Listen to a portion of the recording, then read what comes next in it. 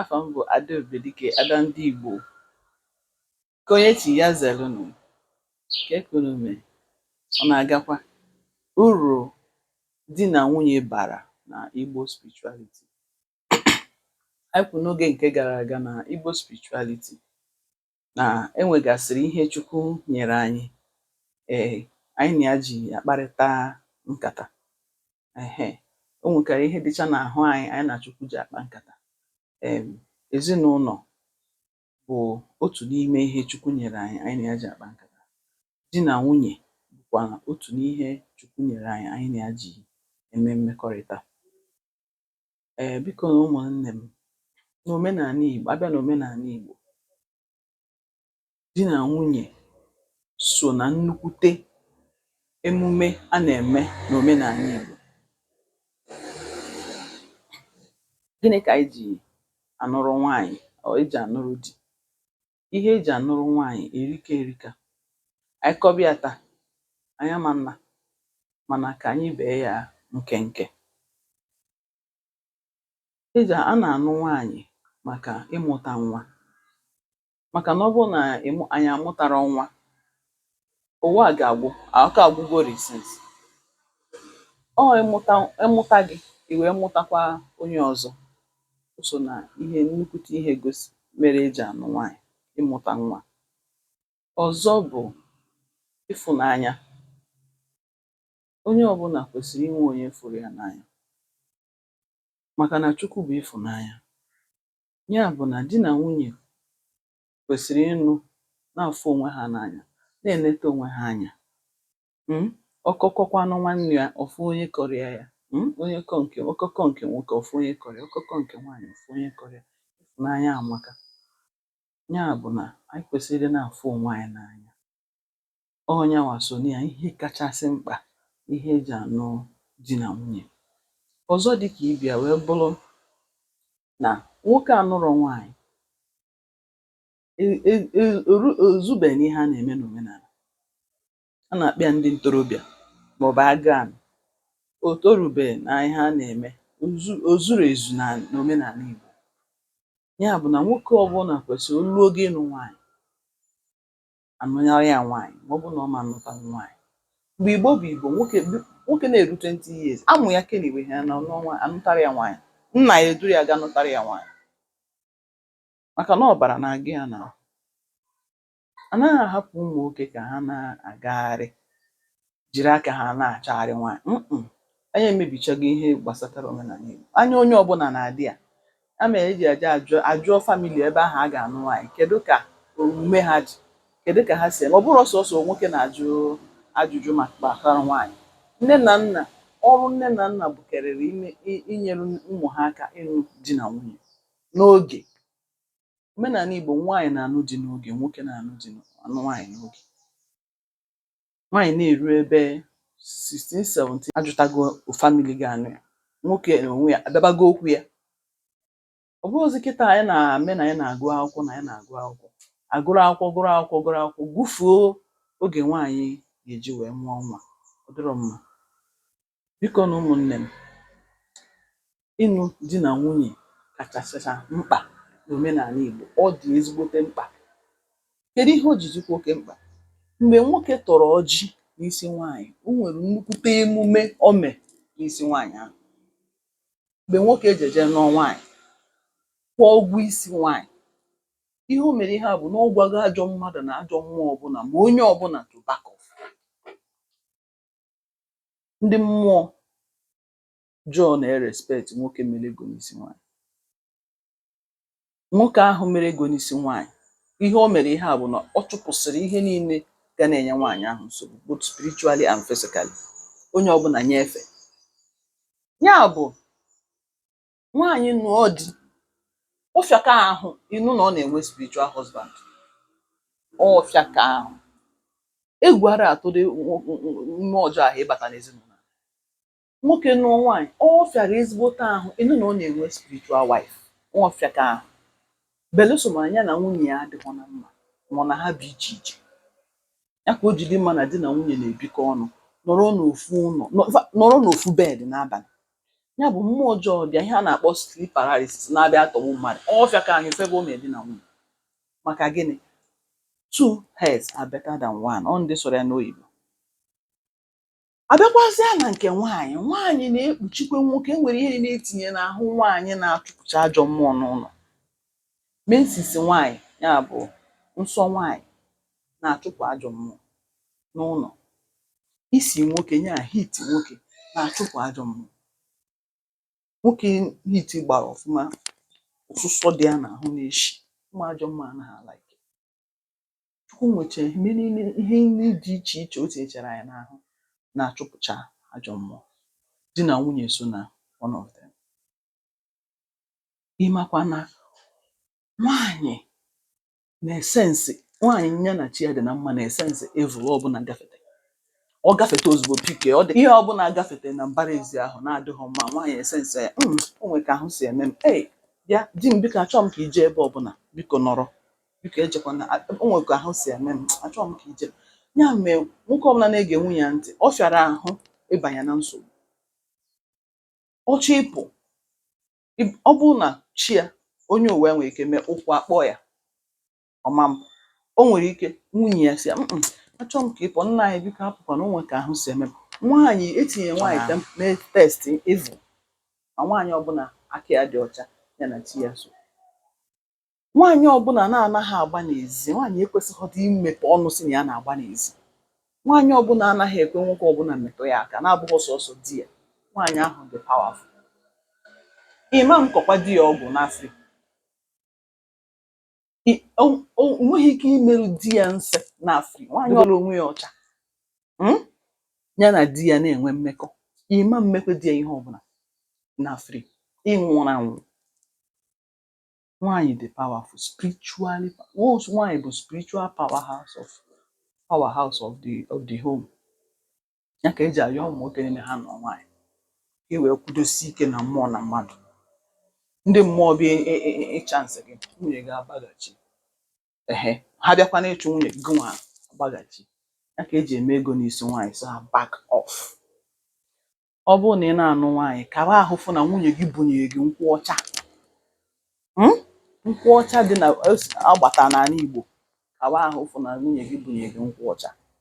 Ịṅụọ mmanya, kaba ahụ fụ na ị mere ego n'isi nwunye gị, kaba ahụ fụ na ị dowere ọjị n'isi nwunye gị. Ihe a bụcha signature ka ị na-asaịn, spiritual signature. Ahụ ha na-agba nkwụ nwaanyị ebute mmanya na-abụrọ mmanya Igbo, ọ dịrọ mma. Ihe ị na-agwa ndị nna nna nna anyị bụ na ana m eje okwu nwaanyị a, biko soro na m jee. I wee taa ọjị ndị nna nna nna anyị weta, i wee ṅụọ mmanya ndị nna nna nna anyị weta. O nwekwa ihe pụtara na ezinụlọ, ndị nna nna nna anyị ga-eso n'ọlụ gị ọgụ. Onwe ihe ọbụla nwaanyị a chọrọ ime gị, ndị nna nna nna anyị ga-eso n'ọlụ gị ezigbote ọgụ. Famili ahụ itinyere ụkwụ na onwe ihe ọbụla bụ ihe ọjọọ nọ n'ezinụlọ ahụ, ọma nso gị, maka you paid your dues. Ya ka eji dị mkpa na onye ọbụla chọọ ịgba nkwụ nwaanyị, biko ya nata n'ala Igbo. Emezina na ị na-agbalụ ndị egbe ọsọ, ama mgbafukwelu ndị a. Ka m gwakwa unu, a na-eme ka achụsịsị anyị n'ala Igbo ka anyị pụọ. Ịma mgba ama nji maka egbe gbaba ọsọ, a ga-ejizi mgbagbu ghara ọgụ. Biko ịchụnụ nwaanyị, kama mee ya obere nata, fụ na ị mere ego n'isi nwunye gị, fụ na ị ṅụrụ mmanya ahụ, fụ na ị ṅụchara mmanya ahụ dị n'iko ahụ, tụsatụ n'ala, ka ndị nna nna nna anyị wee kwe n'isi. Fụkwa na nwunye gị na gị na ya na-enwe mmekọ, ọ bụrụ nke ịnụsịa nwaanyị jewara. Fụ na gị na nwunye gị na-enwe mmekọ, ọ dị ezigbote mkpa n'ezinụlọ. ihe a nọ na-asịzi kịta amarọ m onye a mụọ nwa nke a ma ọ bụrụ onye nwa mụọ nwa. Ọ bụrụ na nwoke na nwaanyị bi otu nwoke na nwaanyị kwesịrị ibi, o nwere ka nwunye gị ga-esi mee omeda anya ịmalụ. Ọ bụrụ ijewe ebe nwa nọ nwaanyị mezi ka esi wọgbuo ya tụwa ya ime ịbịazi amerezi DNA ife na ọgụ a bụ ihe awọgbu ife na ịmara ife. Ị kwesịrị ị na-awọchị nwunye gị a na-awọchị unu a na-eneta onwe n'anya. Ihe unu na-abụ bụzi ofu, di na nwunye bụzi ofu. Ọ bụzia na nwee ka nwaanyị amụtasị onwe ka o si dị ọmụta nwụrụ nwa nwekwa ka ndị Igbo si eme ya. Enwe ka esi eme ya, onweghị problem dị n'ala Igbo na-enweghị solution. Ndị nna nna anyị ma ife ọfụma ọfụma. Ọzọ bụ mmekọrịta nwoke na nwaanyị. Mgbe nwoke na nwaanyị na-enwe mmekọrịta, Chukwu nọ n'etiti ha. Ya ka eji amụta maka ọ Chukwu na-enye nwa. Mgbe ahụ unu na-enwe mmekọrịta, unu dị obi na-adị unu mma, unu na Chukwu na-akpa nkata. Ka m gwazie unu ụmụnne m, the highest ekpere ị ga-ekpe n'ụwa bụ mmekọrịta gị na nwunye gị. Ihe ọ bụla ị gwa Chukwu mgbe ahụ ọ na-eme ozugbo. Ihe a bụ top secret. Ị chọọ ka ihe na-adịrị gị na mma, gbaa mbọ fụ na gị na nwunye gị na-enwe mmekọrịta mgbe ọbụla. Maka ya bụrụ 3 times a day, onwe ihe o mere. Fụ na gị na nwunye gị na-adị na mma mana ọ na-achị ọchị. Mee nwunye gị ka ọ na-arụ na-atọ ya ihe a na-adịrị gị na mma. Maka na a sị na aka aja aja na-ebute ọnụ mmanụ mmanụ. Mana a gwara m unu na ihe nke ọzọ anyị mere na nwoke na anyị na ahụ anyị dịka ana. Ya bụ na ị na-adị na nwunye gị na ọ dịkwa ka onye na-akọ ugbo. Kwa ahụ ị na-adị na nwunye gị, ọ dịkwa ka otu ahụ esi akọ ọrụ ugbo. Ị na-akọ ọrụ ugbo, ị na-akọ n'ubi Chukwu, Chukwu a na-akọ n'ubi nke gị. Ya bụ na ihe a na-adịrị gị na mma. Ọzọzi bụ na ihe a nwoke na-anyụ, spam nwoke dịkwa ka mmiri ozuzo n'ala. Ụfọdụ na-asị na nwaanyị bụ ana na nwoke bụ spam a dị ka mmiri ozuzo. Ọ na-ezo, ọ na-fertilize ihe a kọrọ n'ubi. Ọma nta aka nwa apụta, ọma nta aka ịfụ nwaanyị arụ ya na-amasịsị mma, obi a na-adị ya mma. Otu a ka akpa gị ga-esi na-ejukwa. Ala ahụ fụ na gị na nwunye gị dị na mma, gị na ya na-enwe mmekọ mgbe ọbụla. Ọ dị ezigbo mkpa na Igbo spirituality.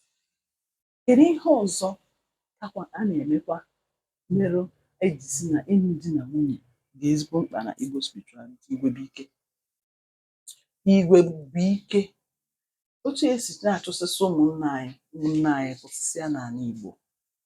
Na afụgo na ebe niile a ndị ụmụnne anyị ndị aghọgbu na-ebu egbe na-agagharị na-eje na-attack. Na afụgo na obodo na-enwe mmadụ, obodo mmadụ anọrọ n'ime ya. Obodo mmadụ anọrọ n'ime ya, ndị enemies na-abịa were obodo ahụ. A na-abịa invade ebe ahụ. Ọ bụrụ na jeenụ mana ebe niile n'ụwa ndị a na-ebu egbe na-eje na ya, ị ga-afụ na ọ bụrụ ebe juru eju. Ha anaghị aga n'obodo juru eju.